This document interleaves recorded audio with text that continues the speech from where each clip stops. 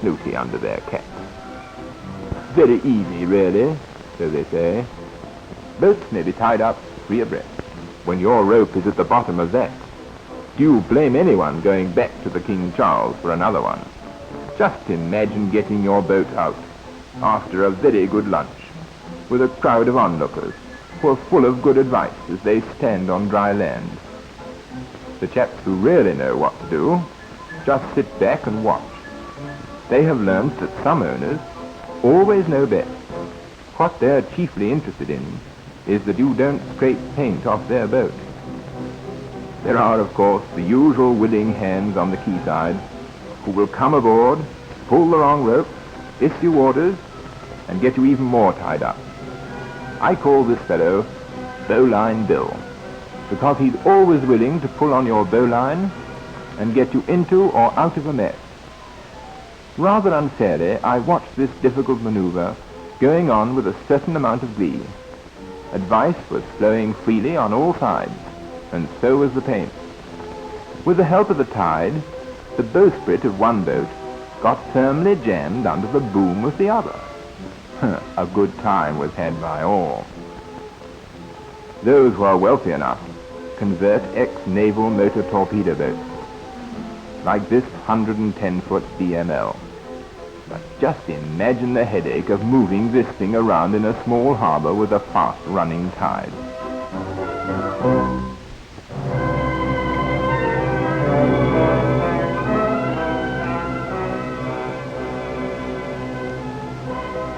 A very familiar sight along the quayside is the round the harbour boats, with their continuous trips round the islands and the flying boats. They do a roaring trade all through the summer, and it is one of the most pleasant trips imaginable. No visit to this beautiful harbour would be complete without such a trip. The guides tell their boatloads all sorts of tidbits about the people who live on the islands, all mixed up with local history. Taking off from and returning to Poole, these enormous BOAC flying boats make the flight from Hong Kong and Australia in 4 to 5 days. The first sight of England is the old Harry Rock, as the plane comes in over sandbanks and parks. Down below, the harbour landing area is being cleared of yachts and sailing boats. The radio man calls the giant flying boat to come in. It hovers over Poole till it gets the final signal that the runway is clear.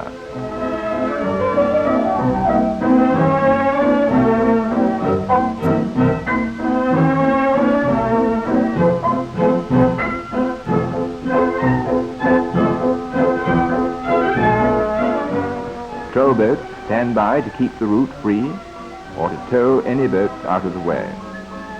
The pilots of these monsters need to know something more than ordinary flying, because quite a lot of seamanship is involved in taxiing across a harbour with a fast-running tide and in picking up the moorings. What an attractive way of seeing the world.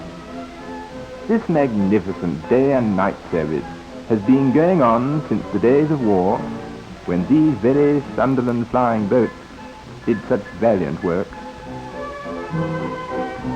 The first to come ashore is the captain, then the crew, and lastly the passengers. 5 days ago, these people were in Burma. The usual attractive air hostesses check the passenger list to make sure all is well.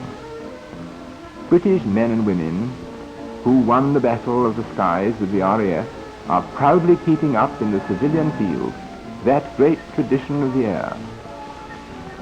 For the millions who cannot afford to fly, the old-fashioned paddle steamer still affords great pleasure. For a very small sum, these boats take thousands of happy holidaymakers for day trips from Poole to Bournemouth, Swanage and Weymouth. Many sailing boats thrive in this harbour, where the vast stretches of water studded with islands and attractive creeks are ideal for sailing and for racing. This particular club is noted for its own modification of the International Snipe. This is a flat-bottomed, 15-foot racing craft with a very high mast.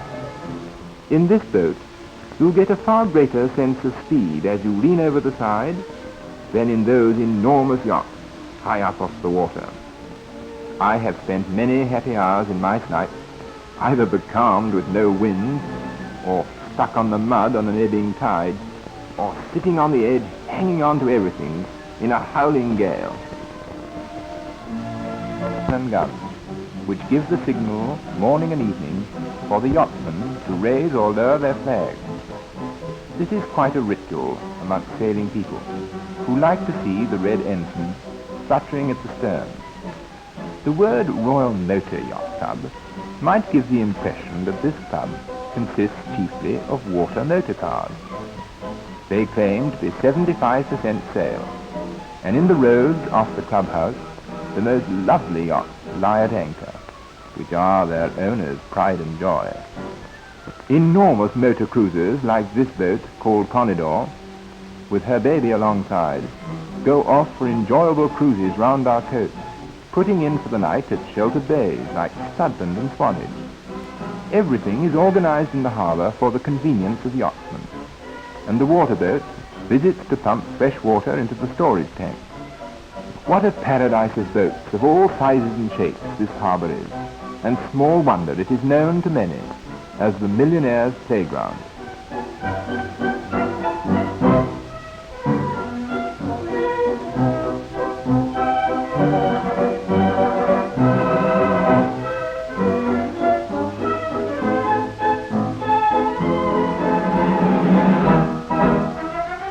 It is always a good thing to be able to recognize a boat and call it by its proper name.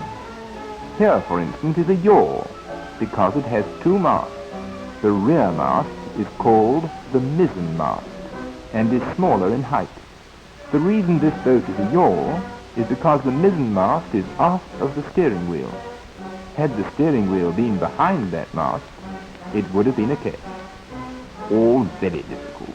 The starter's boat of the Parkston Yacht Club is a very familiar sight in the harbour, because this club takes the business of racing very seriously. Wednesdays and Saturdays, throughout the season, in any kind of weather, they hold their races. Their successes at Cowes Regatta have proved that this practice of continual racing is worthwhile. There is so much to learn about this sport, to get the best out of your boat. And if you so much as touch the other fellow, or a boy in a race, you're disqualified.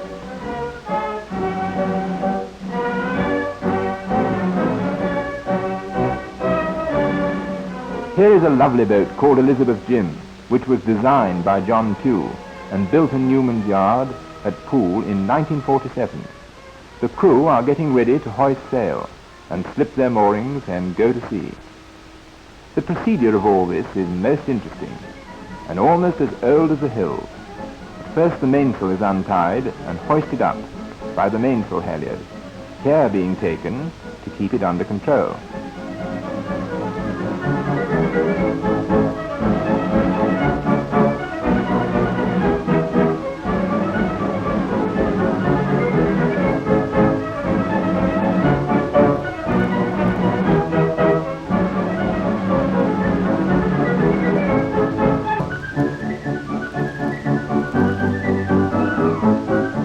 The skipper pulls in the sheet in order to draw in the mainsail, and we slip our moorings.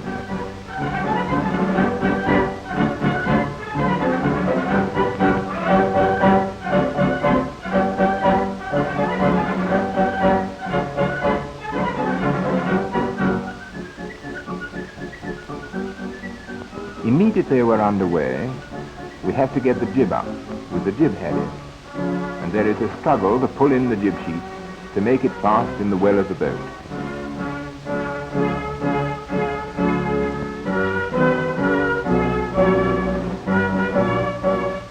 At last the skipper has everything under control, and there's time to look round and take stock of passing boats. There's that pretty little yawl cutting through the water. Or is it a keg? The dredger grinds and groans continually as it labours to keep the channels clear for the big ships to reach the quayside.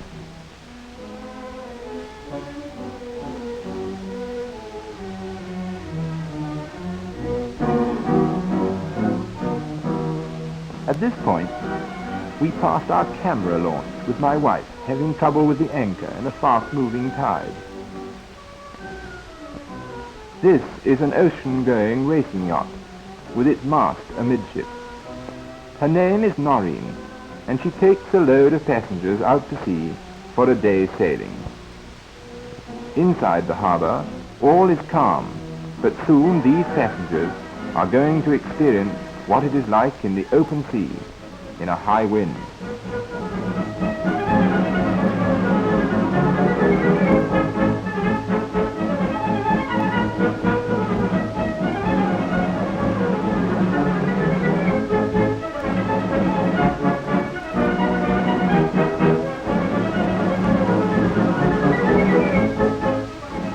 Off the old Harry rocks with the sea coming over the bows and lapping along the decks, we too are soon to learn that it is a case of one hand for yourself and the other for the ship.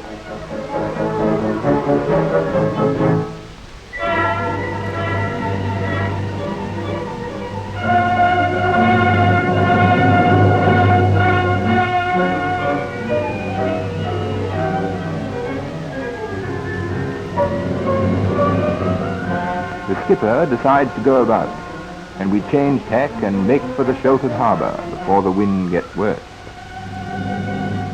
As we reach the harbour, we begin to take down our sails, starting with the jib, which gave us a little trouble, for not everything in sailing goes according to plan.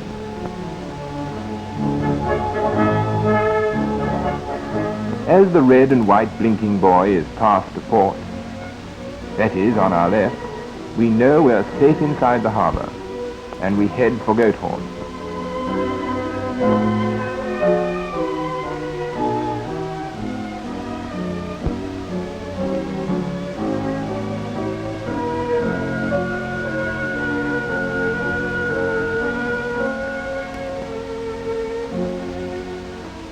Red and white buoys are kept to port, black conical to starboard.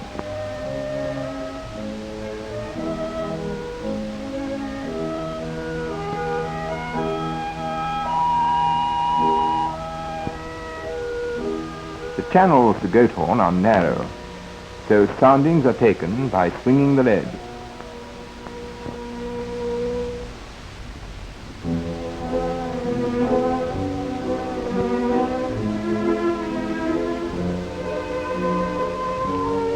With the old water drifter in sight, we know that we are nearing Goathorn, where we're dropping our hook for the night. We strike sail.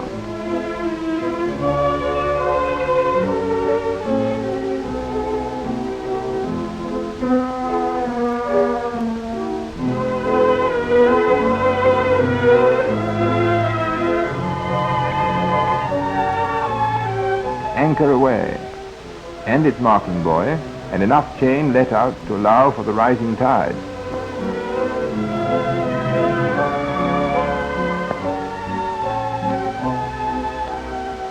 Below decks it's time for tea, and a birthday tea at that.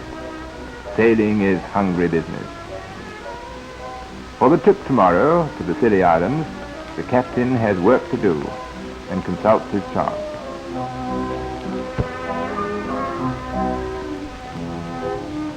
Two of us decide to go ashore, to take a quiet evening walk through the woods.